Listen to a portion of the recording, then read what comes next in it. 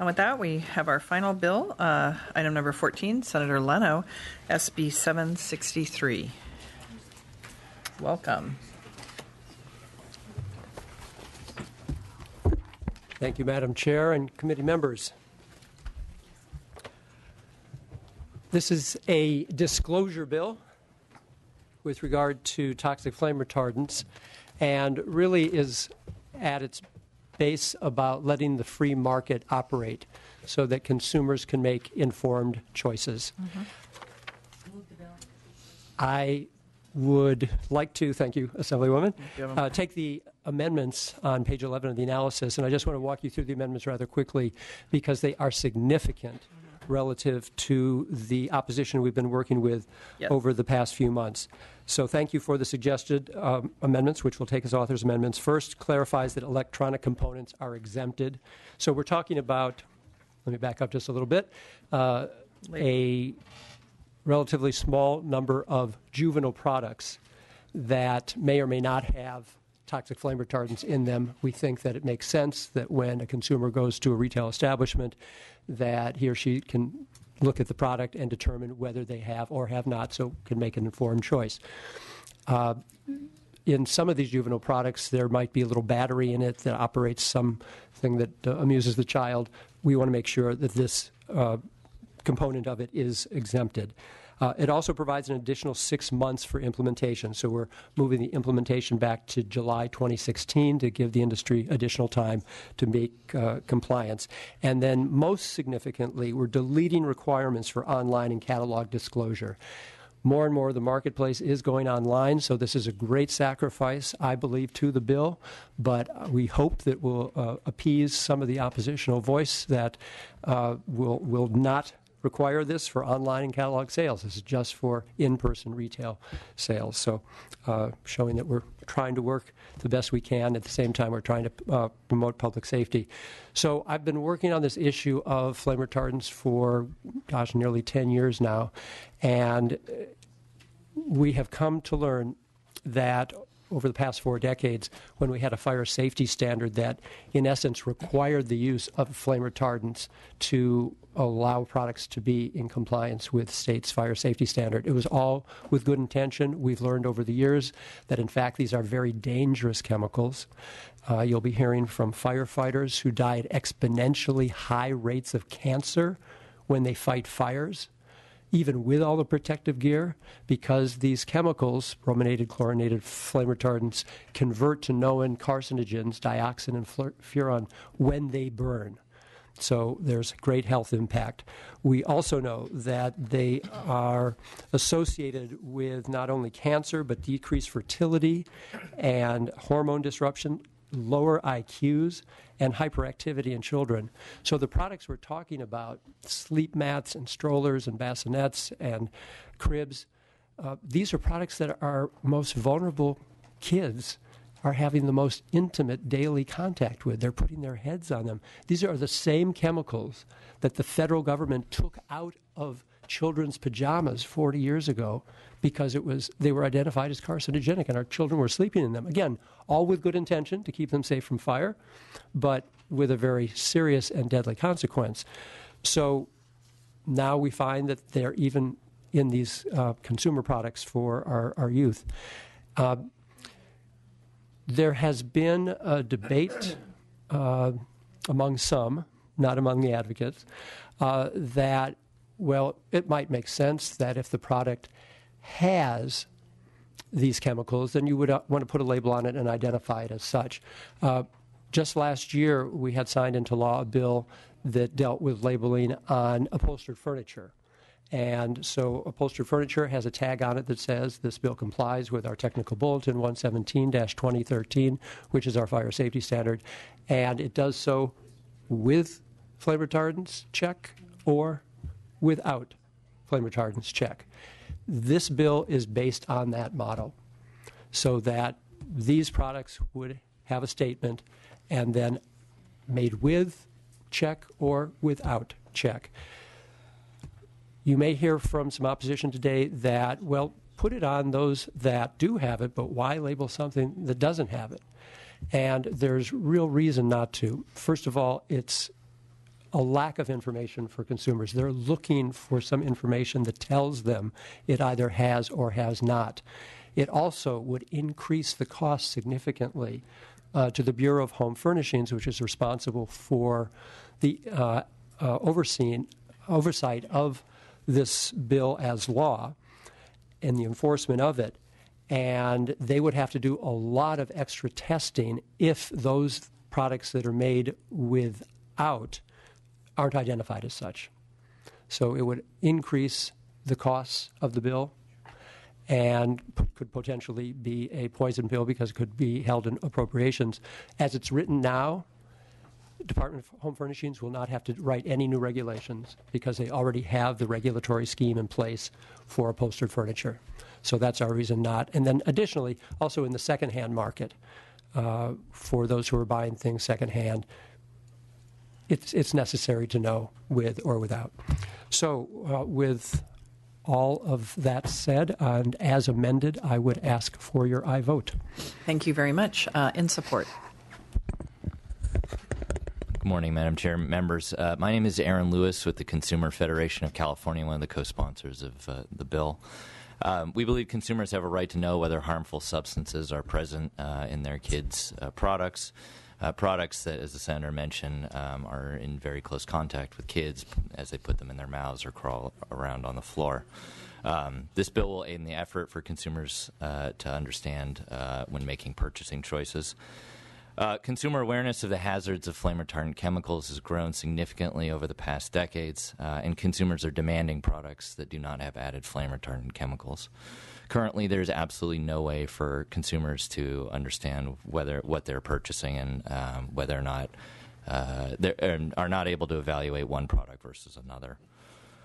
Without a label indicating the presence or absence of flame retardant chemicals, consumers are not able to send market signals based on their purchasing preferences. We believe consumer spending is inhibited and frustrated when consumers do not have information when making decisions about their family's health. Consumers looking at products without any labels have no way to understand whether the product does or does not contain flame retardants, and if not all products are required to be labeled, most consumers will not know that those products with flame retardants would have to be labeled. The best way to achieve consumer understanding is for all products to communicate through labeling whether or not they contain these chemicals. Inconsistent labeling will cause consumer confusion. The absence of a label on products without these chemicals implies nothing to consumers, and as the Senator mentioned, would be inconsistent with current law and labeling and would exacerbate consumer unease and inhibit spending. The addition of a label is not burdensome to manufacturers. For 39 years, until 6 months ago, manufacturers were required to have a flammability label. 6 months ago, they were allowed to take it off because these products were determined to pose no fire safety risk. Consumers now more than ever have a wealth of information available to them through the internet and other resources, and they expect and demand transparent information and want to spend their money on safe, trusted products in a way that rewards transparency with their purchasing. The bill's comprehensive labeling requirement will further consumers' right to locate and choose products for their children that do not have these harmful chemicals, and we respectfully ask for your support. Thank you. Thank you. Okay, in support. Thank you, Madam Chairman and members of the committee. My name is Judy Levin with the Center for Environmental Health, and I'd like to share with you some of the challenges and difficulties that parents face when they try to find information to find safer products. CEH, the Center for Environmental Health, receives calls regularly from parents and also from child care providers. We go out and educate about how they can find safer products. And the problem is right now when a parent calls or a child care provider calls me, what I have to say is, well, if there's a TB117 label on there, there's a good chance it has flame retardants. It might, but it also might not. And if there's no label on there, it may not have flame retardants, but it actually might. So I really can't provide them any information. I say you really need to call the manufacturer. So when consumers call the manufacturers, when they get a response, and I should say if they get a response, because we had consumers send questions and not receive a response or receive it so belatedly the issue was over, they get what I consider very misleading or deceptive answers. And I'd actually like to share some of those with you. So KICO, Delta, and Durrell Juvenile Products, all members of JPA. In fact, Kiko is the president of JPMA. They all responded that their products met or exceeded the safety standards in the U.S. That sounds really good, but you know what? There are no safety standards in the U.S. for flame retardants, so it's an empty claim. And notice they didn't even answer the question, do your products contain flame retardants? Or Fisher-Price's response, who's been lobbying against this bill under their parent company, Mattel. They say we do not add flame retardants to any of the fabrics in the U.S. That's great. What about the foam? What about the batting? What about the other filling materials? They're silent on that. Again, the consumer walks away more confused than they started. And lastly, this is Munchkin's response, another JPMA member. They said, the specific details that you're inquiring about fall under the realm of proprietary information. Does this product have flame retardants or not? That's a proprietary information. We're not asking them what flame retardants you're using. We're not asking them their manufacturing process. We're asking them to disclose the absence or presence. As Senator mentioned, furniture manufacturers have been doing this for the last year without divulging any secrets. Business is good, no problems. So I'm just asking, would these questions resolve your issues? So the lengths that these manufacturers seem willing to go to avoid answering a simple consumer question really emphasizes a tremendous need for this type of labeling provided under SB 763.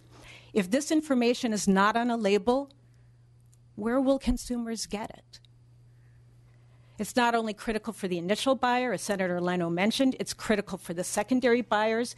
Oftentimes it's people of color, low-income families who go into thrift stores or receive them from their friends and family.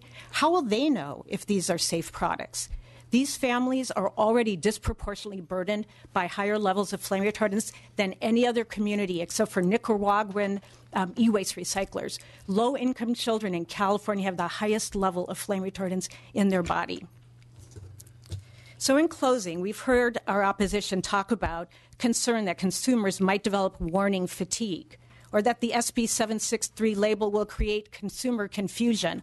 I don't know about you, but after reading those emails, I was pretty darn confused.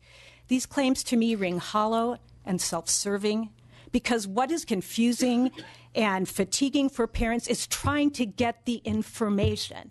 That is what is fatiguing and confusing. It's not being able to find the answer.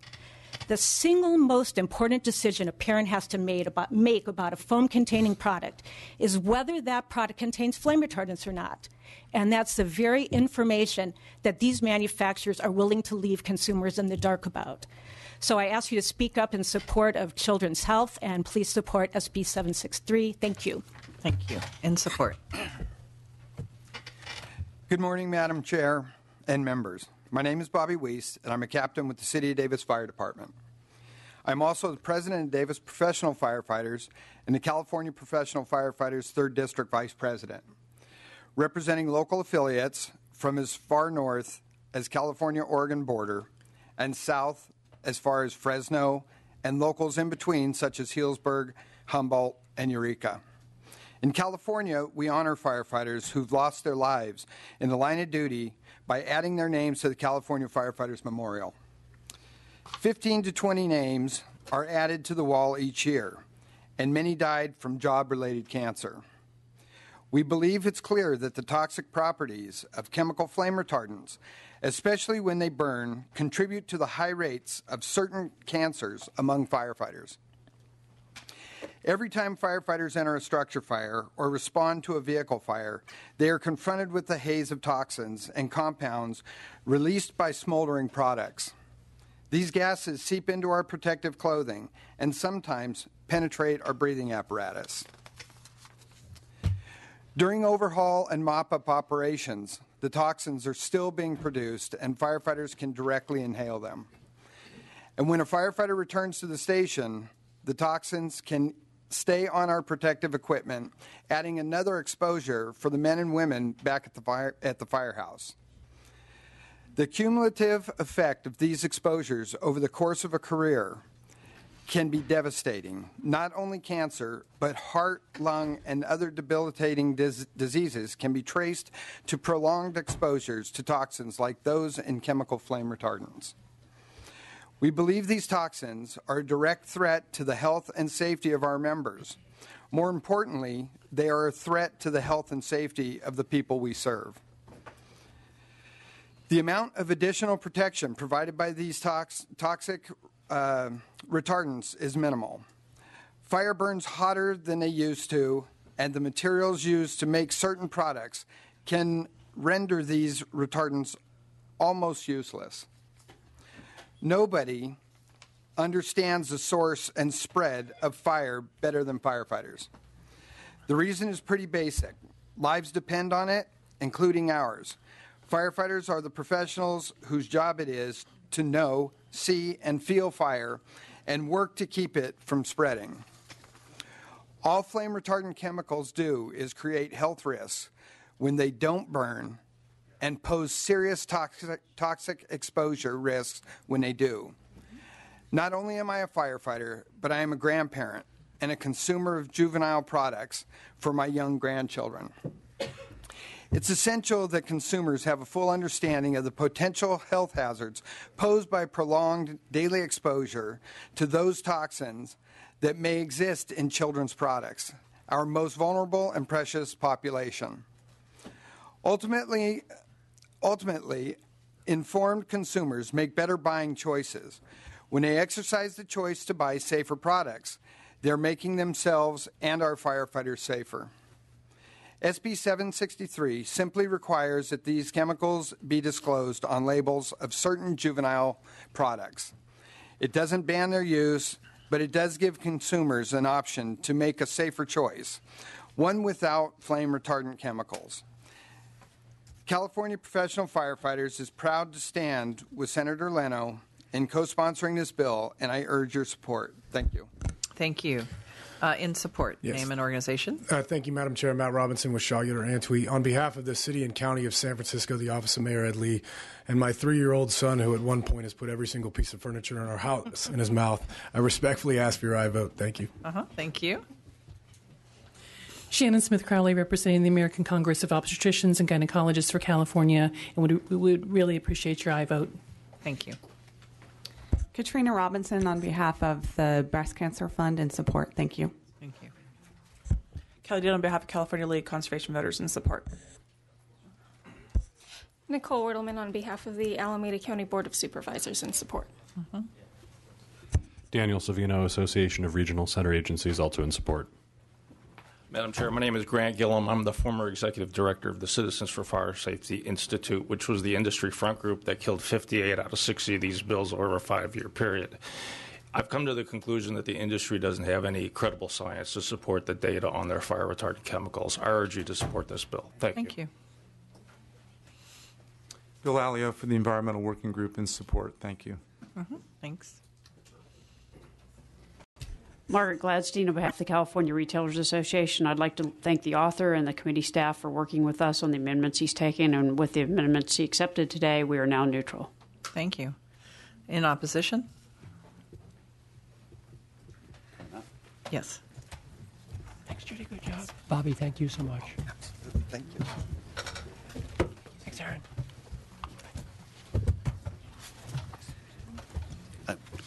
Good morning. Mike Robeson here on behalf of the American Chemistry Council. We're here in opposition to be perfectly quick about it. You know, we find the bill to be unnecessary, and the reason the bill is unnecessary is we have governmental agencies that you, the legislature, and the voters, for that matter, have already tasked with this job of regulating and labeling and deciding how to deal with chemicals in commerce and in products and so on. And one of those laws is Prop 65, and Prop 65 tasks the Office of Environmental Health Hazard Assessment, OEHA, to examine all the chemicals in commerce and the products that they're in, and determine whether those products are known to cause reproductive health or cancer. And you see signage in stores, and you see signage on products that where Prop 65 has been triggered. And in the case of flame retardants, there are flame retardants on the Prop 65 list, and if those flame retardants are found in products in an amount that would be a problem, then there would be labeling and consumer awareness based on that. The other law, and for basically everybody here, it predates all of you, I think, but in 2008, legislature adopted the green chemistry law. It's now called the Safer Consumer Products Law, and that law tasked the Department of Toxics to evaluate all chemicals, chemicals in various combinations and in products, and to establish a priority list and a priority product thing, and to require those products that are examined to have the manufacturers come in and do an assessment of whether the product could be made differently, and to maybe the response of the department would be to ban the product, to require labeling of the product, to require a reformulation of the product.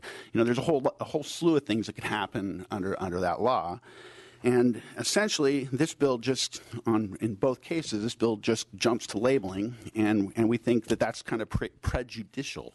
And I could, treats all chemicals, all flame retardants the same, whether they've been examined or not. And, the U.S. EPA has determined in 2013 that there's at least 50 flame retardant combinations that are perfectly fine. And so, presumably if there's a flame retardant that is just absolutely safe and you could drink it, then it would be, this law would require, this bill would require a label of that, even if it's perfectly fine. And going back to the green chemistry thing, and I'll just kind of close with the green chemistry law. Assemblyman Mike Fuhrer, when this bill was moving through the legislature, said in his statement in the Senate floor analysis, this bill provides a more expansive approach without prejudging what chemicals and what products or what actions should be taking, and goes on to say it's that it would provide an open and transparent process for identifying and prioritizing the most dangerous chemicals, and for determining what the department should do about those chemicals or those products. And so, if the legislature saw the wisdom in the green chemistry process, I guess we'd say, put these chemicals, and at least one of these chemicals is in the process right now. Put it through the green chemistry process and let the green chemistry process do its course. And if you decide that that's not the way you want to go, and you want to go back to regulating chemicals chemical by chemical, then maybe you might want to consider whether you should put more resources into the green chemistry law to begin with. The budget that just adopted, you added $640,000 more to that program, and if you're not going to use it, you might just want to pull the plug. Thanks. There's an opposition. Good morning, Madam Chair, members of the Assembly. My name is Mark Fellin from the Juvenile Products Manufacturers Association. We represent 95% of the prenatal to preschool industry, with over 250 members, 50 of which are based right here in the great state of California. We are urging you to oppose, unless amended, to require only those products that intentionally add flame retardants. We've heard a lot in testimony about this bill's predecessor, SB 1019, but the biggest difference between our products and furniture is that our products aren't required to meet any flammability standards. So statements that said that this product meets TB 117 and then has the label of furniture where this product does contain doesn't, isn't the case, because our products, like I said, don't need to meet a flammability standard, with the exception of those that are mandated by federal law. Examples of those are car seats or a mattress flammability. Our products are highly regulated under the Consumer Product Safety Improvement Act, as well as the Federal Hazardous Substance Act. We're subject to third-party testing standards from independent labs, and the level of oversight and jurisdiction is much different than that of furniture. We believe that an amended bill that would require just those people to disclose it that do add flame retardants still requires manufacturers to have agreements in place with suppliers, and it would still grant the Bureau the authority to impose fines and collect products, as well as see documentation within 30 days. The statement with which that's going to increase costs to the Bureau, I would like more information on that, because under the current bill, as drafted, the Bureau would still be pulling products that say that it doesn't have flammability standards in it. The amended bill would also allow the label to mean something. At JPMA, we know our customers, and our products are already filled with the various labels. Something that the Bureau agreed with in their published negative declaration and initial study evaluating the adaptation of TB 117 2013. At JPMA, safety is our top priority. We have a long history, and I applaud Senator Leno as well as Center for Environmental Health for their work on this issue. We've worked with them in the past, and for us, we believe that an amendment that allows for manufacturers to disclose when they do have flame retardants is a common sense compromise. It still gives parents and caregivers the knowledge of when flame retardant is added to a product, while at the same time creating a framework for safety and transparency without unnecessarily burdening those manufacturers who are not using flame retardants in their products. I'd be happy to answer any questions, and I urge you to vote no unless amendment to include only those products that do have added flame retardants. All right. In opposition? Name? Sorry, Chris McKaylee on behalf of the Civil Justice Association and also on behalf of my colleagues at the California Manufacturers and Technology Association in opposition. Thank you. Madam Chair and members, I apologize. I'm here to support Caitlin Vega for the California Labor Federation. Sorry for being out of order. All right. Bring it back to the committee. Questions, Mr. Mullen? Thank you, Madam Chair. Thank you, Senator, for your efforts here. Certainly appreciate the intention here. I plan on supporting it. I just wanted to give you the opportunity to address this concern because it was one that resonated a little bit with me, that we've got a process going on, a regulatory process with green chemistry. Are we layering on top where it may confuse that underlying regulatory process? If you could just sort of address that, or if the proponents could address that. And the second question is just from the consumer side. I am all for getting consumers as much information as possible. I'm just sort of trying to figure out what that consumer then does with that information. So has it been so widely publicized that flame retardants are harmful? So a consumer looks at this label and says, this product does not contain flame retardants, and that triggers something positive to them? Or might a consumer look at that and say, well, wait, I don't want to buy a product that doesn't have flame retardant in it? Or is it just widely? And I got to tell you, I'm not a parent. I may be at some point here. But so I would consider myself sort of uneducated on juvenile products. Been a pretty good uncle, but that's another story.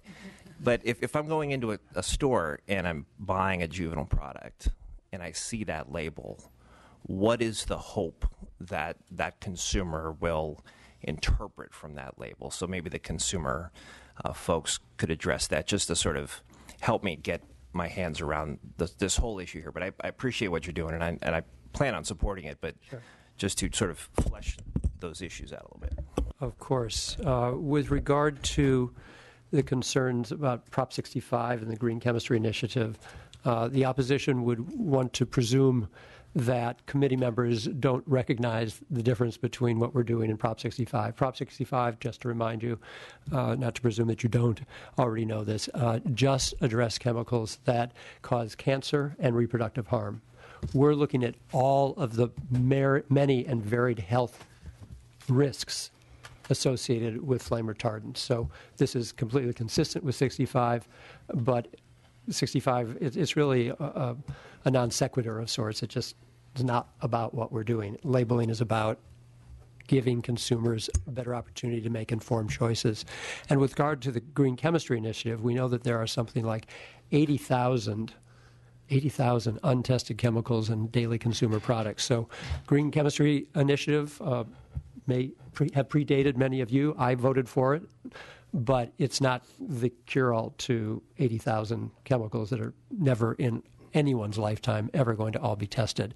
So again, its purpose is to slowly, arduously test as many chemicals as they can and to look for safer alternatives, completely independent of what the purpose of this labeling bill will do. And then with regard to what's in the minds of consumers, I'll let some of my consumer advocates take a stab at it as well. I would suggest there are probably as many different opinions as you could imagine. Some consumers would enter the store already informed. I would imagine if this is completely foreign to a consumer, that he or she may not even pay attention to the label. Even if their eye catches it, it just doesn't mean anything to them.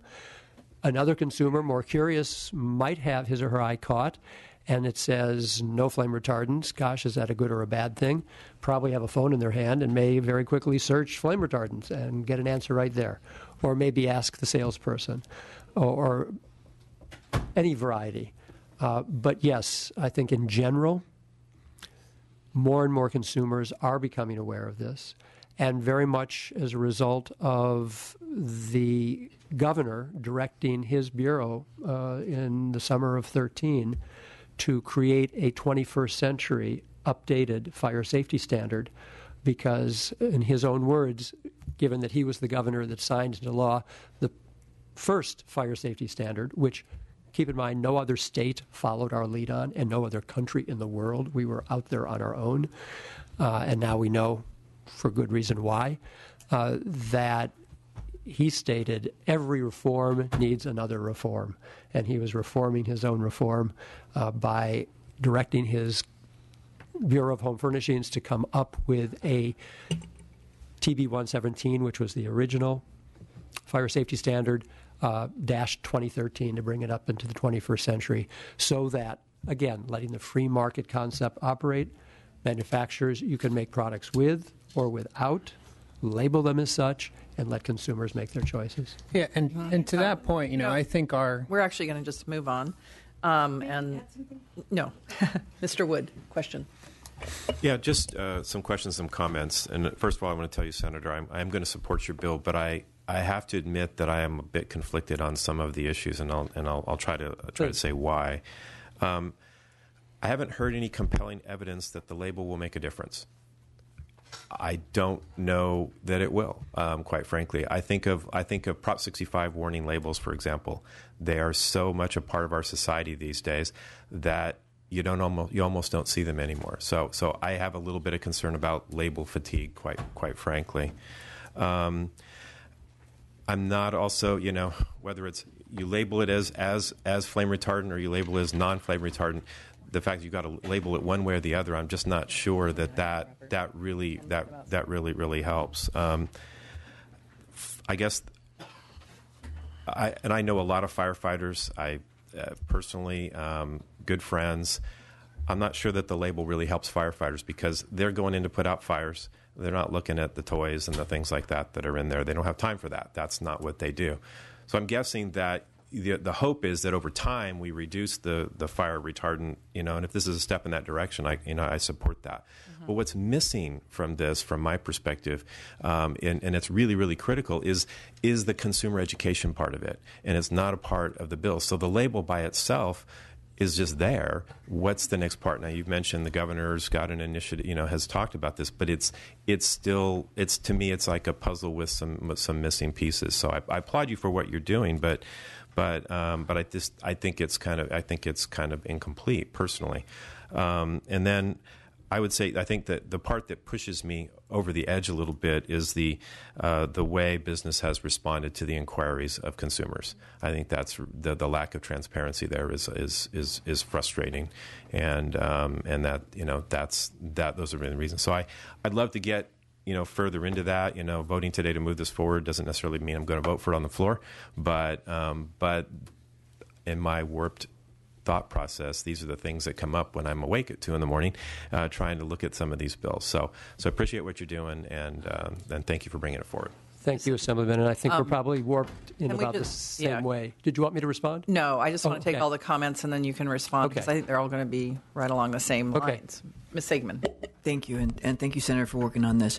And I, too, struggle with some of the issues that I've heard from some of my colleagues. As somebody who didn't intentionally become a parent and spent a lot of time researching, when I hear flame retardant, embarrassing as it may be, I don't know that that's a bad thing, right? I think, it's going to keep the fire away. So when you were speaking for a while, you were saying toxic flame retardant or non-toxic. So I don't even know if that would help, because if we are talking about consumer education, I don't know that the average consumer knows the difference between those two things and could erroneously make an error just based on incomplete knowledge. So I would echo both what Mr. Mullen and Mr. Wood said about, I don't know this is the full artful response to the issue of non-transparency, I think, that we've seen from the industry. Thank you, Mr. Dodd. Yeah, I generally am not a fan at all of labels. I voted against them in a committee hearing that we had a couple months ago.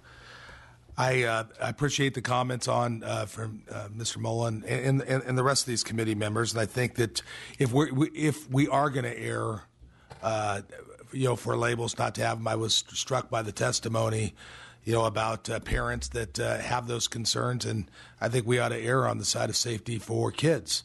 And in the process, I hope that is something that down the line these chemicals aren't used at all, and that should be an end game here. And perhaps someday we won't have to have this, but I will be supporting this bill. Thank you. Thank you, Assemblyman. Mr. Jones. Senator, thank you very much for working with the opposition and taking the online and catalog labeling off. I was absolutely opposed to the bill with that in there. So now you're going to vote for it? Well, I think he's moved me to the neutral. I could certainly, and I wanted the bill to say, just label those products that have the fire retardants on there. So I'm kind of stuck in the middle, and I'm going to lay off today. The Prop 65, I do have to say the Prop 65 argument does resonate with me because of that being such an onerous thing here in California. I think that there is some legitimacy to that argument. But you've moved me from no to laying off, and we'll see where we go from there. Thank you. Assemblyman. Mr. Ting. Well, I just wanted to thank the senator for this bill. I do think it is important to have these labels. As someone, I've an 8-year-old, and once you had your first child, you start looking at all these products, and it is very confusing. You don't always know what products are available, what's safe for your children, especially around toys. I know that we had a father here. I mean, from 0 to 3, everything goes in their mouth, and everything is being put in their mouth. And I can remember the debate around BPAs and bottles and how important that is, and how much that really changed the industry to, frankly, almost now you can't see bottles with BPA, and I think that this bill potentially has that same kind of potential ability if it's done correctly, so that consumers, when they go into the toy stores or when they get the car seats, they have those choices, and I think that you will see a consumer response to that. So just want to thank you for the bill, and I'll be supporting it today as well. Thank you. Thank you. Mr. Wilt. Thank you. I particularly appreciate your testimony. I think that's very poor business practices, not fully answering constituents' questions.